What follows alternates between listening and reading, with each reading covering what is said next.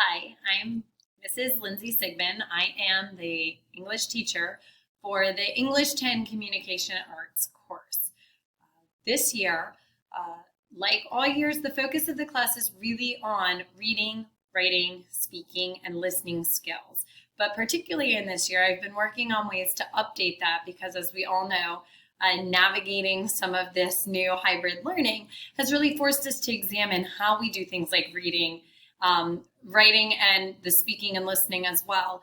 So, as part of the opening few weeks here, we've really been looking at, where our strengths and struggles are. And I've shared some of mine with the students as well as we try and figure out, do they want to get a paper copy of the text? How do we navigate reading the digital text? And how do we run things like discussions that we normally would have kind of turned and talked to each other when you may have a learning day at home? And so I think there's a lot of relevance to this content. I'm still working some days to persuade the students of that. But the goal of this course is really just to help them to see what strengths they already have in the areas of reading, writing, speaking, and listening. And then what are areas for growth or improvement, whether that's because of their confidence level, their past success in those areas, or even as they start to think about what the next path, their future, possible careers, future schooling and things like that look like for them. How do these skill areas go beyond just an English class skill to something that really is important in their other content areas? Most of them will see a great deal of these skills throughout their other courses during a regular school day, but then also in what they're looking to do outside of school, whether it's right now or down the road. We've already done, little bits of work in all of those areas. I always kind of tease them, but tell them very seriously, a couple of them when I ask for feedback say, can we, not read or write as much? No, that's not negotiable. We will be reading, writing every single day in this class is the goal. And they really should be doing that, whether at home or here in person. And we're still navigating what the speaking and listening looks like, but at least, some form of discussing with others, and ideally moving from simply typing that in on the home days to really being able to engage with others. And we'll be looking at ways to use some of the technology we have available to do that as we move forward. This course has a number of components to it, and these things will run throughout the semester as we navigate these various skill areas. So the first main component of our course, and something that we really look at each day, are the core skills that go along with, this level of an English class in those skill areas. We will use anchor texts. So those are things that I'm providing that we will study together. Those will range from short excerpts. We might look at a paragraph together and look at how an author constructs something or pull out key ideas or similar kinds of skills to that. On the writing end, they may just be writing a very short answer kind of response to work on how do you directly answer something and then provide a detail or an explanation to it.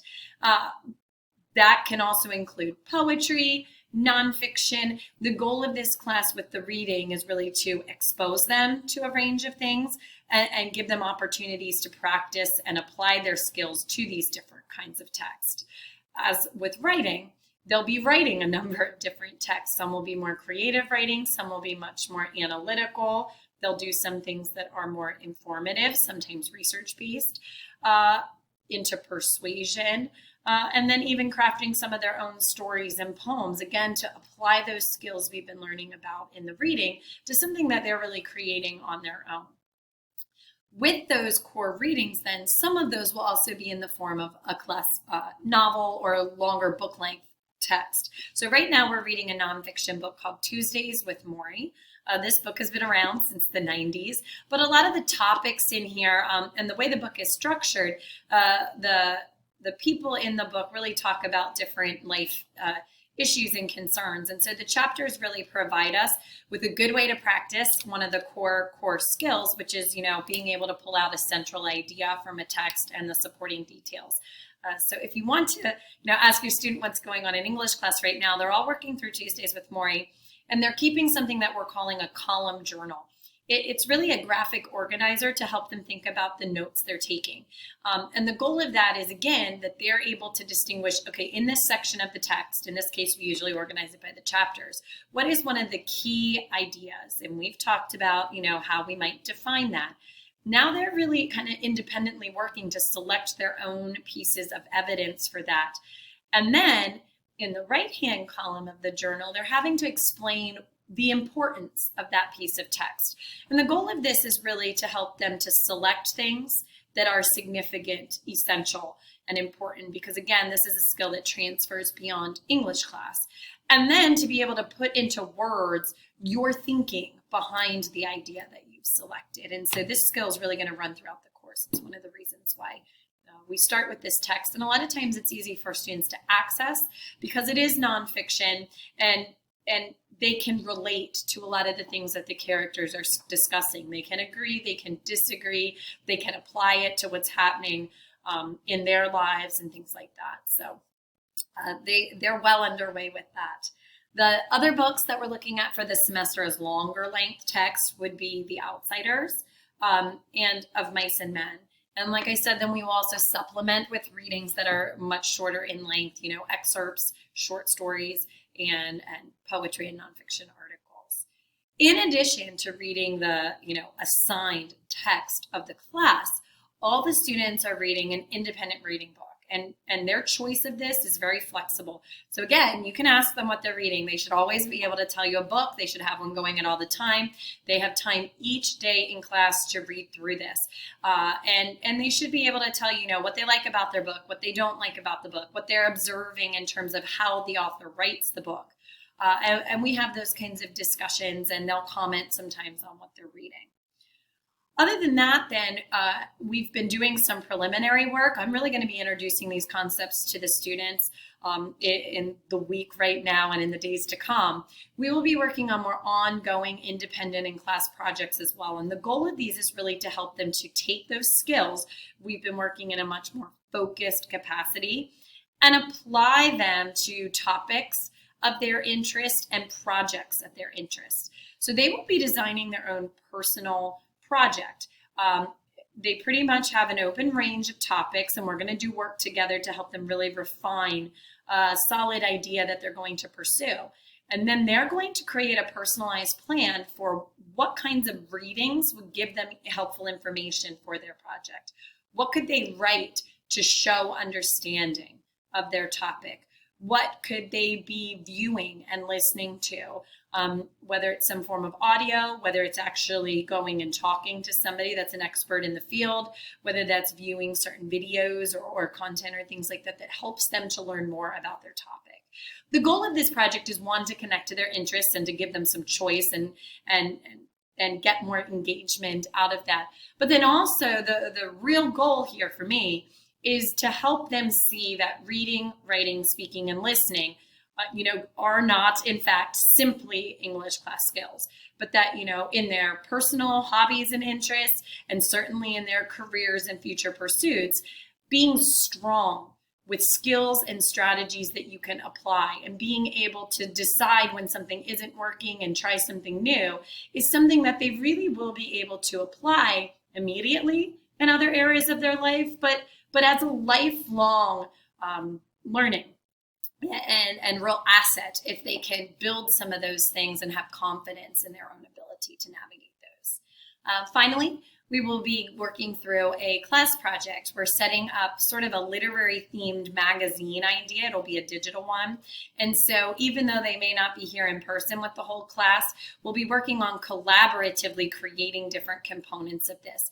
And again, especially in a year where we may not be able to do some of the small group meetings that we do, I'm really hoping that the class project reinforces those life skills of communicating and collaborating. And what does that look like specifically through the lens of an English class? We are communication arts. That isn't simply the very school appearing skills of reading a textbook or answering questions about themes of a novel. It can be those things, but there's also a lot of other real world applicable skills that they need to have in those areas. In closing, One of the things I tell the students early in the semester, and you can echo this for me, is I am here to meet the student where he or she's at that time.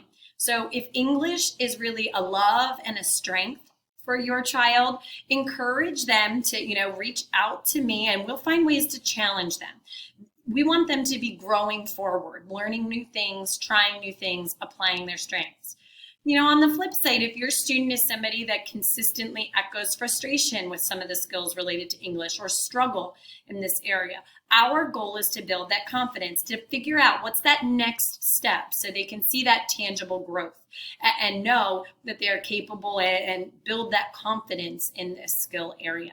So I always tell them, I'm aware you're not all going to love books as much as I do on day one, but that doesn't mean there's nothing out there for you that you can find interesting or relevant to you in this course for the whole semester.